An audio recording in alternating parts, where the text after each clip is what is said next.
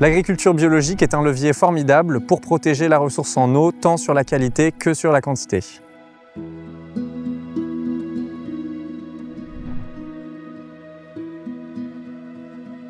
Bonjour, Emmeline Michaud, agricultrice en Seine-et-Marne à Vers-Saint-Denis.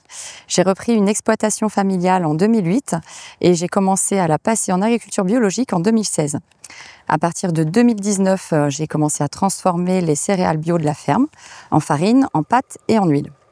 Sur l'exploitation aujourd'hui, il n'y a pas d'irrigation. C'est pourquoi on dit que la météo, c'est notre patron, puisque chaque goutte d'eau qui tombe, c'est la pluie naturelle qui va venir arroser nos plantes. Donc bien évidemment, la récolte et les rendements vont dépendre de la climatologie que l'on va avoir toute l'année et du coup, du taux de précipitation que l'on va avoir sur l'année. En agriculture biologique, c'est très important d'avoir une humidité du sol.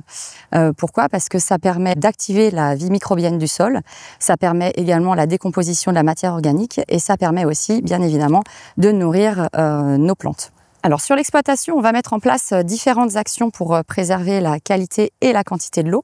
Au niveau de la quantité, ce qu'on va faire, c'est qu'on va mettre en place des cultures tout au long de l'année pour éviter d'avoir des sols nus, ce qui permet d'avoir donc un taux d'humidité dans le sol plus important et d'éviter également l'évaporation de l'eau.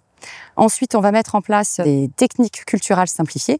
On va limiter le labour, essayer de faire des semis directs et essayer également de faire des semis sous couvert. Le dernier levier au niveau de la quantité d'eau, ça va être d'utiliser des cultures qui vont être moins exigeantes en eau, comme le sorgho à la place du maïs, ou encore de faire des cultures de printemps et qu'on va adapter en fonction du type de sol. Pour avoir une meilleure qualité de l'eau, on va avoir plusieurs leviers à mettre en place pour augmenter cette qualité de l'eau. Le premier, ça va être de ne pas utiliser d'engrais chimiques. On n'utilise pas non plus de produits phytosanitaires. Du coup, on va développer ce qu'on appelle le désherbage mécanique. Donc, ce sont des outils tels que la houe ou la herse-étrille qui vont nous permettre de renforcer la minéralisation au printemps pour pouvoir avoir un azote qui sera plus facilement absorbable au mois de février-mars lorsque la plante en a le plus besoin. L'autre levier, ça va être un assolement sur 8 ans, avec en tout 15 à 20 cultures par an. On va avoir des céréales, des protéagineux, des oléagineux, des cultures de printemps et d'hiver, ce qui permet donc de maîtriser la gestion de l'azote beaucoup plus facilement. Dans ces cultures, on va justement avoir des champs de luzerne, on a également de la févrole, des pois et des lentilles qui vont justement capter de l'azote et le restituer dans le sol.